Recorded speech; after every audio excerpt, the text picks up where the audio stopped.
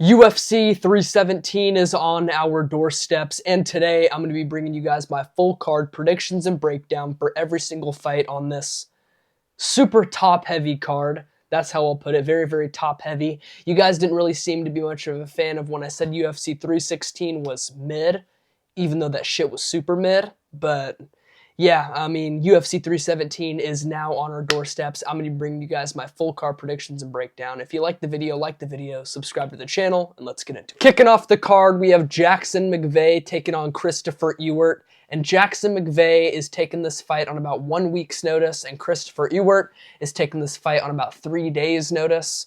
Jackson Mcvey was supposed to be 4 days' notice, but Jackson Mcvey was supposed to be fighting Cedricus Dumas. Now he's going to be fighting Christopher Ewert. Christopher Ewert taking this fight on super short notice. He's 7-0. He has fought some pretty mid levels of competition on the regional scene. You can't blame him there. But here's the outlier here for me. Jackson Mcvey not only has fought way better guys on the regional scene, but all of his wins are by first round finish. And he's 6'4" at middleweight. That's dangerous, man. That is very, very dangerous. I'm going to take Jackson Mcvey in this one. Both these guys are super green. They're both making their UFC debuts. I'm really excited to see how this plays out, but I think Jackson Mcvey is going to put on an absolute showcase over Christopher. Moving up the card, we have Alvin Hines stepping in on short notice for Justin Tafa to take on Joant Denise. And Joant Denise is coming off of a brutal TKO loss to Marcin Tybura, where he ate some absolutely nasty elbows off bottom. And he's going to be taking on Alvin Hines, who is taking this fight on super short notice, only about a week's notice. And okay, listen. Here's the thing about Alvin Hines, right? He's extremely active. He fought in January, February, and April. And yes, he did win all those fights, but a heavyweight, taking all those fights in 1 year, scary, man. Fighting in January, February, April, and now June in the UFC against a Glory Kickboxing champion UFC fighter in Joant Denise.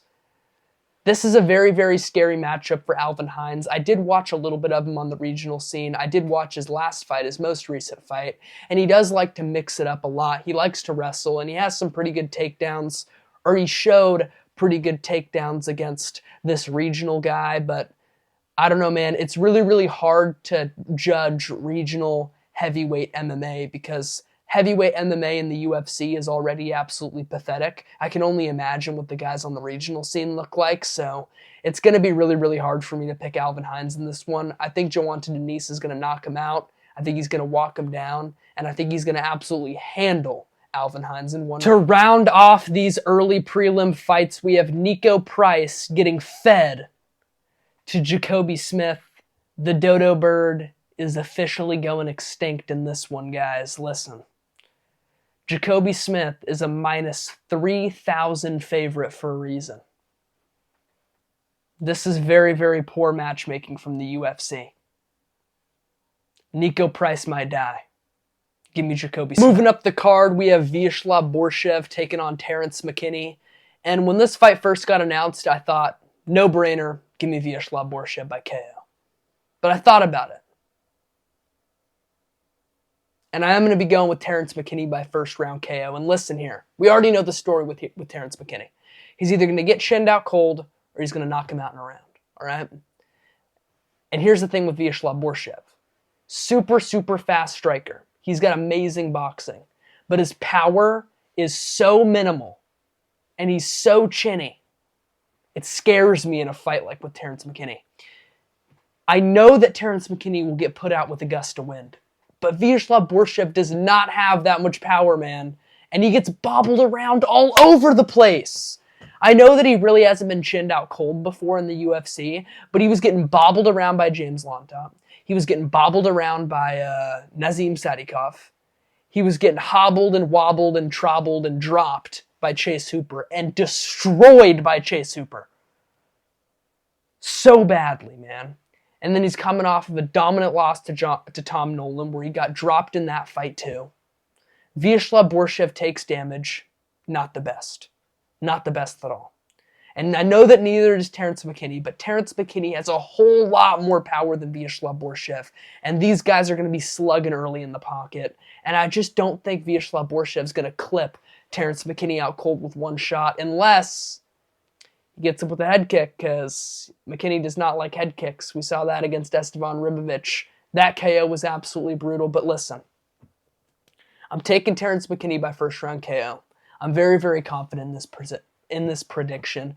Vishla Borchev is a super, super entertaining fighter. He goes to war in all of his fights, but he is really, really chinny, and he's going to get hit by Terrence McKini early. And he's going to be open to get hit. And he does not take shots well, and McKini has power, man. So I'm going to take Terrence McKini by a first round KO. Moving up the card, we have Viviana Rujo taking on Tracy Cortez. And you know, Tracy Cortez really likes to work the jab really well. Work the cross really well. Viviana Rujo likes to work the hook really well. Work the lead uppercut really well. I don't even know what I'm talking about. All right, Tracy Cortez is coming off of a bad loss to Rose Namajunas. Viviana Rujo was coming off of a fight to someone, probably. Tracy Cortez got her eyelashes knocked off by Rose Namajunas. That's pretty crazy. I'm going to be taking Tracy Cortez because I'm going to take her by submission. All right, I'm going to take her by submission. Now we got a real fight. We got Haidider, the blockhead Emil, taking on Jose Delgado. Jose Delgado is coming off of an insane first-round KO against Connor Matthews. But listen, Connor Matthews sucks. All right? I'm not going to rate that win very high. Striking's very, very poor. Connor Matthews is not legit. He is not UFC caliber. It's like a regional win on the regional scene. All right? But he is going to be taking on Haidider Emil. And although Haidider Emil is undefeated, don't let that deceive you. He should have lost to William Gomez. I'd argue it was closer to a 3-0 for William Gomez than a Haidider Emil win. Haidider Emil goes to war, but he should not have won that fight with William Gomez. And I think William Gomez would get chinned out cold by Jose Delgado. So, listen. Listen to this, all right? Haidider Emil, although he does like to go to war, and he landed like a 50-piece combination on that one Korean guy, he's not legit. He's not, I don't think. And he is kind of old, too. He's like 34. It's not even really a prospect, you know? Tries to come off as one he's not really won. I know that he's undefeated, but I feel like he's kind of getting hyped up for being undefeated. But like, if Jose Delgado was 9-0 instead of 9-1, I guarantee you people would be picking him way, way more. Delgado's going to chin him out cold, I think. Listen, Haidider Emil is not an easy guy to chin. He's not an easy guy to chin. But he does get hit a lot, and Delgado has serious power. And I feel like Haidider Emil is going to eat a lot of punishment early and just not really be able to get going in the second or the third round. And I feel like Delgado's just going to weigh on him, pressure him, and knock him out in the second round. Unless Jose Delgado shows very, very poor cardio, because we have not seen that from him yet, I don't see a way where Haidider Emil can win this fight. Maybe he can mix up the grappling, because we haven't really seen Jose Delgado's grappling get tested much yet. But I don't think he's going to do that. I think he's going to stand and bang with Delgado, and I think Delgado's going to chin him out cold in round 2. Give me Jose Delgado by second round. Next up, we got Jack the Joker taking on Gregory Robocop Rodriguez, the crafty vet himself. Jack Hermanson is back after a very, very long layoff after he schooled Joe Pyfer and just styled on the fella in the last 3 rounds. And listen, Jack Hermanson ate some shots in those first 2 rounds that I can't even believe he ate. I think he's going to do the same against Gregory Rodriguez. Listen, the difference between Pyfer and Gregory Rodriguez is Pyfer is better. Simple as that. He's better everywhere. He is better everywhere. I would argue RoboCop maybe hits harder, but Pyfer is definitely faster. And Pyfer definitely has a better gas tank, and Pyfer gassed himself out in the fight against Jack Hermanson. The only thing I'm worried about is the fact that Jack Hermanson only has 3 rounds to work rather than 5 like he did against Joe Pyfer. Jack Hermanson's only going to have 3 rounds here in this fight, and he will drop the first, I guarantee you. I think it's all going to come down to when Gregory Rodriguez slows down. Because I don't think he's going to chin Hermanson out cold in round 1. He might. He might, and I'll look really bad. But I don't think he does, man. I think Jack Hermanson is really, really tough. His defense is sound. He can pop the jab really, really well. Whoosh, whoosh, right? And I feel like he's going to abuse the jab on Gregory Rodriguez. And somewhere in like the beginning of round 2, the tides are going to start to change. The tides are going to start to change. Gregory Rodriguez is going to gas himself out. He's going to punch himself out in round 1, looking for the KO, like he did against Cannonier. Jack Hermanson's going to still be there. He's going to walk him down. He's going to pop the jab. He's going to pop the teep kick. He's going to flick the calf kick. And I think he's going to beat Gregory Rodriguez by a 2-1, 29-28 decision. The only problem with Jack Hermanson is he has no power. None. Maybe the least power pound for pound in UFC history, dude. Like, I see this guy land punches and I don't even understand how they're so not powerful. I don't even understand how they're not powerful. I feel like I could eat a head kick from Jack Hermanson. I probably can't. Probably. But I think I can, dude. I kind of think I can whenever I watch Jack Hermanson fight. All right? Whenever I see him fight, I feel like I could. Okay? I am going to pick him over Gregory Rodriguez here. Gregory Rodriguez is coming off of a bad KO loss to Jared Cannonier, where he gassed out and kind of quit against the cage to Cannonier in round 4. Cannonier hurt him really, really bad in round 3 in that fight. He had an absolutely amazing comeback to beat Gregory Rodriguez. Gregory Rodriguez also got chinned out cold by Bruno Ferreira. Bruno Ferreira's chinning out cold. That's a bad look too. He's getting older. I don't even know how old RoboCop is, but he looks about 50. So, I mean, I couldn't even tell you how old he is, but he looks very, very old. At the end of the day, I'm picking Jack Hermanson by a 29-28 decision. This pick was very, very hard for me. I'm really 50-50 on this one, but give me Jack the Joker to win by decision. Moving up the card, we have Payton Talbot taking on Felipe Lima. This is actually the first card of the pay-per-view. So we're not just moving up the card, we're kicking off the pay-per-view with Payton Talbot versus Felipe Lima. And everyone's picking Lima! Everyone's picking Lima, and it's pissing me off. I'm picking Payton Talbot by KO in the first or second round.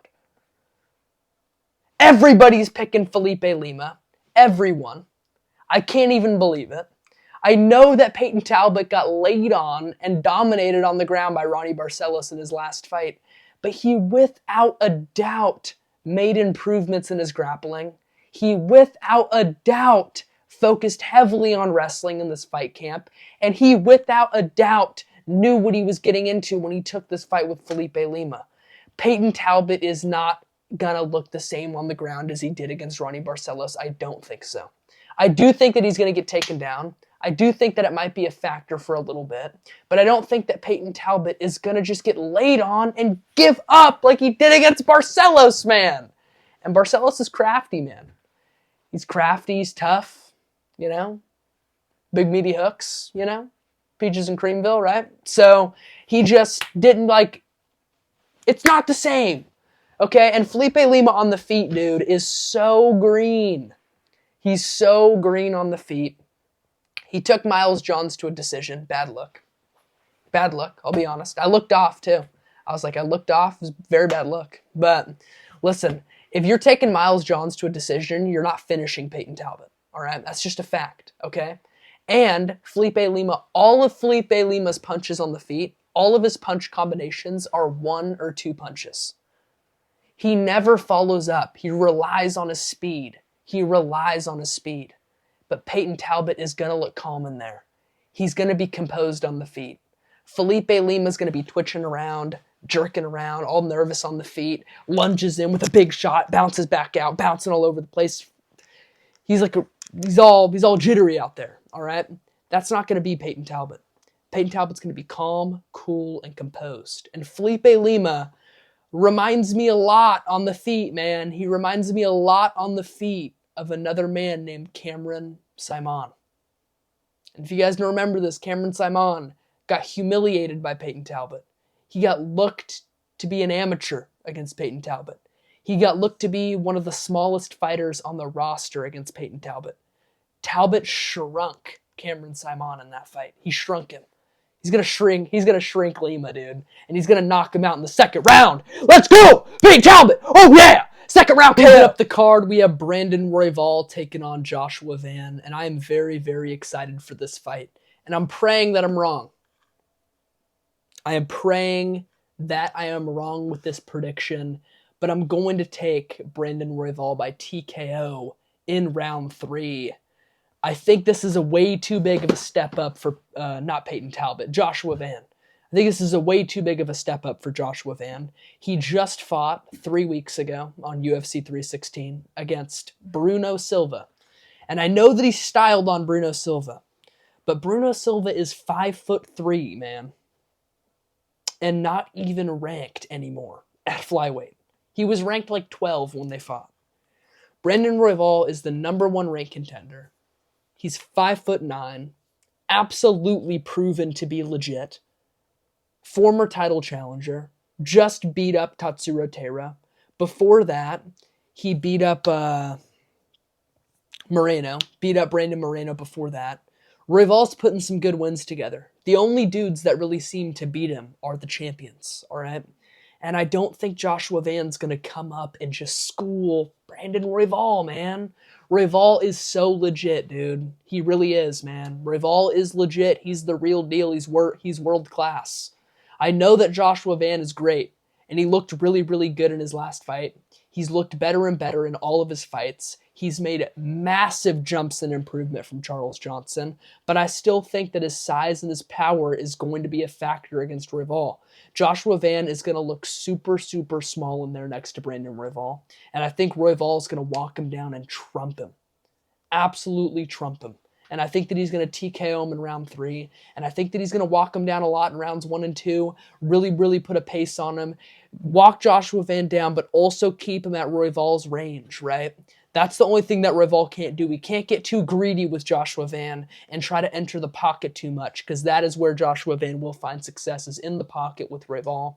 But I don't know if Joshua Van's going to be able to work his body shots when he's got a 5'9" Brandon Royval with his long-ass reach, jabbing at Joshua Van from range, teeping at Joshua Van, spinning elbow like he did against Guy France, some crazy shit like that. I could also see him timing a knee on him like he did against Mateus Nicolau. That knee was very, very clean, and Joshua Van's going to be open to that if he tries to rush in, especially if it's to the body. Especially if Joshua Van is rushing into the body. I think this fight's going to be really, really bad for Josh Van. I'm going to take Brandon Royval by a 3rd round TKO. Please prove me wrong, Josh. On to the feature fight of this pay-per-view. We have Renato Moicano taking on Beneil Dariush. And this is going to be another real hardcore take here. Real hardcore take here. I am going to take Beneil Dariush by decision. All right? Stop underrating Beneil Dariush again and again and again and again and again in this guy's career. His only losses are to Charles Olivera and Arman Tsarukyan. And I know that Arman Tsarukyan chinned him out cold. And that is definitely a bad look, like, on your chin. Like, if Tsarukyan has the ability to chin you out cold, your chin is gone. Luckily for Beneil Dariush, Renato Moicano is not going to be looking to chin Dariush out cold. All right? Luckily for Beneil Dariush, this is a dream matchup for him. Dariush is still a great striker. Don't forget, this guy schooled Gamrot like 2 years ago. Like 2 fights ago, he was schooling Gamrot. Now everybody's writing him off. Remember when he was the #1 contender, like when he fought Charles Olivera? And a bunch of people were picking Dariush to beat Charles Olivera. Now that Olivera and Tsarukyan beat him, now he's shit? Absolutely not, dude. Beneil Dariush is going to be able to stuff the takedowns at Renato Moicano. And whenever this fight is standing, Dariush is going to have the advantage. He's going to have the advantage. And Dariush does crack, too. Dariush has pop. Beneil Dariush absolutely has pop. He looked great on his run to the top of the lightweight division. If you don't think so, you're a casual. Straight up. If you're writing off Beneil Dariush, that is a casual move. Beneil Dariush is still legit. His only losses are to Arman and Olivera. It does scare me that he took a while off, but he's been in fight camp before. Or he's been in fight camp since his Arman Sarukian fight. He was ready to fight Dariush at UFC 311. I think that he's going to be ready to fight on UFC 317. Maybe there's a little bit of ring rust early from Dariush. Maybe he's a little bit scared on the feet because he's been KO'd back-to-back times. But I don't even think he's gonna be, man. Because you don't even have to worry about anything coming back your way when you're fighting Renato Moicano on the feet, man. Moicano's not chinning you out cold. And maybe Moicano does. And I might have to delete this video if he does. But I'm going to be taking Beneil Dariush by a 30-27 decision. 29-28 decision. I think Moicano is going to have success with his grappling. I think that he is going to get the takedowns early.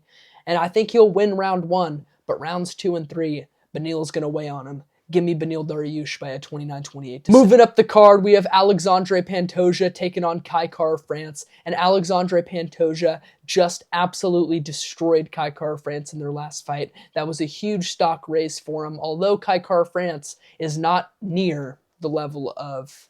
Or not... Was I saying Kai Kara-France? I meant Kaya Sakura. Kaya Sakura is not anywhere near the same level as Kai Kara-France. And I do think that Kai Kara-France is going to be able to put it on Alexandre Pantoja. Kai Kara-France is a great grappler. He really is. And I know that Askar Askarov was able to dunk him a lot of times and out-grapple him in their fight. But first of all, that was many, many years ago. And second of all, Askarov, man, Askarov used to be legit, dude. Askarov was a dog in his day. He was an absolute dog in his day, that is for sure. He was a great grappler, one of the only grapplers that I think could match Pantoja in this division. And now he's going to be taking on Alexandre Pantoja again after they had a razor-close fight on the Tough season way, way back in the day. And Kai Kara-France, here's the problem with Kai Kara-France. He does really, really struggle with body shots. We saw that in the Moreno fight. I think that Pantoja is going to work the body really, really well. Keep the pressure on Kai Kara-France up against the fence, get his takedowns when he needs them, and I think he's going to win a 4-1 decision. I think that Kai Kara-France might be able to win a round in there on the feet, but I don't think he's going to be able to stuff the takedowns and defend the pressure of Alexandre Pantoja. Maybe Kai Kara-France shocks the world and chins Pantoja out cold because he definitely has the power to maybe do it. But Pantoja's tough, man. He's got an iron chin. He's not very open. He's not too hittable. His defense is good. I think that he works the body well, pressures him well in this fight. I think he's going to shoot a lot and win a 4-1 decision. Give me Alexandre Pantoja to defend his belt, and still Alexandre Pantoja. On to the main event. Ilia Topuria, yeah. Ilia Topuria is going to be taking on Charles Olivera. This fight is absolute cinema. This fight's amazing. I'm so excited to watch it. And I think Charles Olivera has a lot more success than you guys think. Or listen, I don't think Charles Olivera has a lot more success, but I think Olivera has a very, very clear path to victory. And I think that if he follows it, he might beat Ilia Topuria. Listen, I'm not going to take Ilia Topuria because of how shitty Charles Olivera's defense is on the feet. But if Charles Olivera wrestles early, and can get the takedowns early, I think that he will take the wind out of Ilia Topuria's sails and weigh on him over the course of the fight. I think that Charles Olivera's way to win is going to be to wrestle early and wrestle often, and in rounds 3, 4, and 5, work your striking and beat him up. All right, Ilia Topuria has not really been tested by a guy who can grapple with him, who will be a better grappler than him. He's also not really dealt with a guy that's stronger than him, like Charles Olivera. Bigger than him, like Charles Olivera. I know that Max was bigger, but Max Holloway's a pool noodle at 145. He's a pool noodle at 145, all right? But that was an amazing KO, man. That was an amazing KO, don't get me wrong, but I'm coping a little bit. Charles Olivera definitely has a clear path to victory, in my opinion, but I don't think he's going to win. I think Ilia Topuria is going to club and sub him.